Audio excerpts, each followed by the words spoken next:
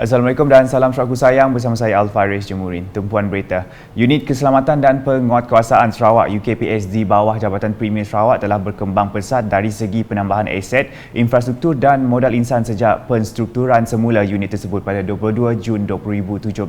Premier Sarawak Dato' Patinggi Tan Sri Dr. Abang Abdul Rahman Zohari Tun Dato' Abang Openg berkata, perkembangan itu merangkumi penugasan operasi di darat dan laut selari dengan hasrat rakyat dan keperluan keselamatan Sarawak semasa. Beliau turut menzahirkan rasa amat berpuas hati dengan prestasi UKPS sejak penstrukturan semula itu dengan adanya warga kerja yang terlatih dan komited. Katanya UKPS akan dapat komplimen usaha agensi keselamatan yang lain dalam kawalan keselamatan Sarawak dengan lebih baik. Beliau berkata demikian dalam Majlis Jamuan Malam Beristiadat UKPS 2022 di Bangunan Dewan Undangan Negeri Dun Sarawak Kuching pada malam Isnin.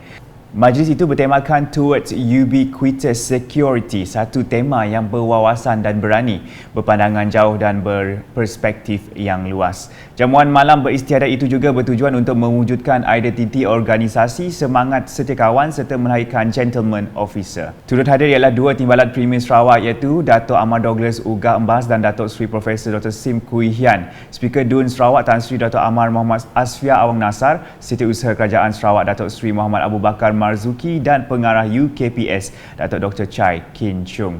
Majlis berkenaan turut dihadiri oleh seramai 58 pegawai UKPS serta pasangan dan beberapa tetamu lain. Laporan seterusnya, Bandaraya Kuching sekali lagi telah dipilih untuk menjadi tuan rumah bagi jelajah tenis junior dunia ITF J1 dan J3 pada 4 hingga 16 Oktober 2022. Menurut Presiden Sarawak Lawn Tennis Association Dato' Patrick Liu, ini adalah acara antarabangsa kedua yang merupakan salah satu acara ITF junior paling berprestij dan bertaraf tinggi acara dunia junior berperingkat iaitu Piala Sarawak Perdana ke-36, 1J1 dan diikuti oleh Piala Sarawak Perdana ke-37 2J3. So this time we have 30 countries and then we have 100 over participants. That excluding parents, coaches and a company team. So we expect about 200 foreign visitors, of which actually they're competing for the ranking of their event. And then after this event, the first week, second week is a J3. So back to back, so there'll be 2 weeks J1 and J3 continuously. We expect it will be very we call it overwhelming and also very crowded actually in Kuching, which is good for the sport tourism as a whole and also contribute some of the economy, the spin off for all the hotel, transportation and others. So I think we have handled this event since 2001 and we are very happy to continue to organize it, and ITF is also very supportive, SLTA, Sarawak government to continue to host this event. Beliau berkata demikian semasa ditemui media selepas membuat kunjungan hormat kepada Premier Sarawak Dato' Patinggi Tan Sri Dr. Abang Abdul Rahman Zohari Tun Dato' Abang Openg di Wisma Bapa Malaysia pada Isnin. Jelasnya lagi, jelajah tenis junior dunia ITF pastinya merupakan salah satu acara penting dalam dunia tenis yang akan mengangkat Sarawak sebagai destinasi pelancongan sukan pilihan. Dalam pada itu, ujarnya kerajaan Sarawak sentiasa menyokong dan mahu bekerjasama dengan mana-mana persatuan untuk menganjurkan acara sukan antarabangsa di negeri ini serta melihatnya secara positif sebagai aktiviti pelancongan sukan Sarawak bagi meletakkan negeri ini dalam peta dunia. Turut hadir Menteri Belia Sukan dan Pembangunan Usahawan Sarawak Dato' Sri Abdul Karim Rahman Hamzah.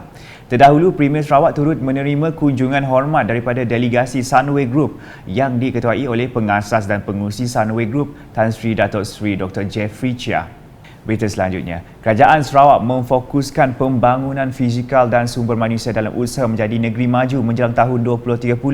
Menurut Timbalan Premier Sarawak Dato' Amar Awang Tengah Ali Hassan, para belia merupakan aset terbesar dan pelapis bagi meneruskan usaha-usaha yang telah diperjuangkan selama ini. Jelasnya, jika generasi tua dan generasi muda berganding bahu, maka negeri ini akan mempunyai satu pasukan yang kukuh. Ujarnya lagi, perjuangan Kerajaan Sarawak adalah untuk menjamin kemajuan dan keharmonian tercapai serta mewujudkan masyarakat saling hormat menghormati antara satu sama lain demi memastikan negeri ini akan terus ditingkatkan dari segi kemajuan fizikal dan mental. Beliau berkata demikian semasa berucap dalam Majlis Perasmian Karnival Belia Lawas Excellent sempena Hari Malaysia di pekarangan Stadium Tertutup Lawas baru-baru ini. Tambah Dato' Amar Awang Tengah, kedua-dua generasi harus berjuang bersama dan berusaha dalam mempertingkatkan infrastruktur kawasan Lawas. Katanya lagi dengan kemudahan-kemudahan yang ada, ia akan menjadi satu pusat bukan sahaja untuk pelabur tetapi juga untuk meningkatkan lagi ekonomi masyarakat tempatan termasuk perusahaan kecil dan sederhana.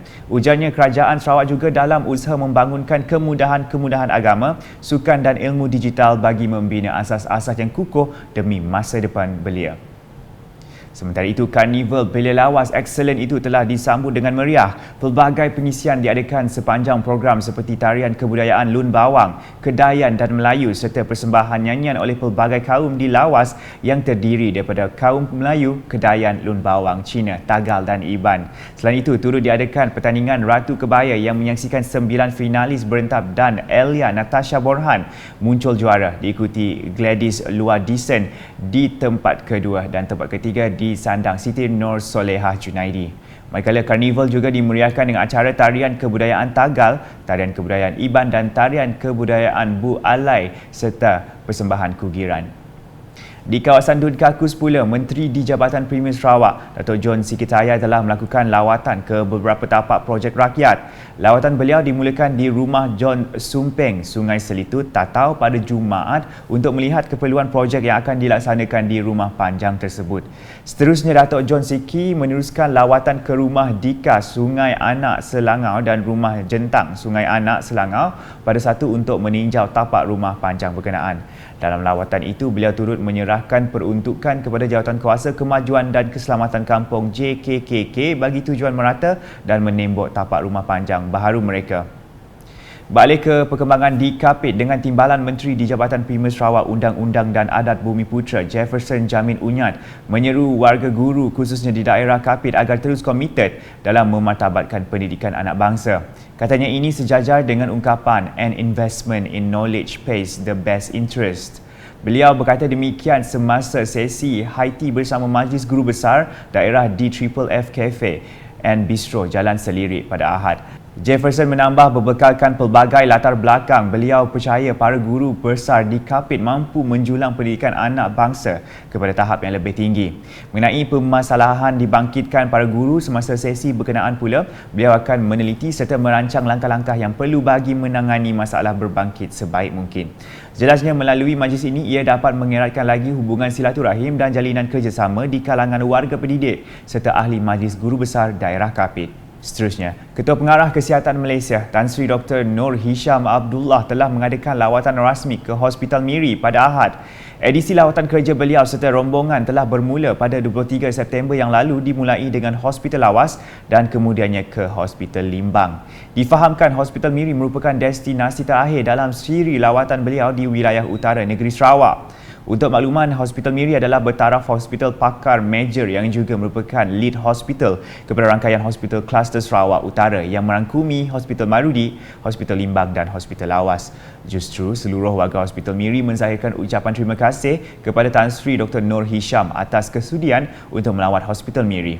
Turut hadir dalam lawatan tersebut, Menteri Pengangkutan Sarawak merangkap Ahli Dewan Undangan Negeri Adun Senadin, Datuk Sri Lee Kim Shin, Pengarah Kesihatan Negeri Sarawak, Dr. Uy Chu Hak, Pengarah Hospital Miri, Dr. Jack Wong Siu Yu serta Div kehormat yang lain. Sekian edisi tengah hari bersama saya Alfaris Jemurin. Berita lebih lanjut boleh didapati di semua platform media sosial UKAS termasuk portal ukas.sarawak.gov.my dan UKAS channel di YouTube. #menyebar fakta, salam UKAS.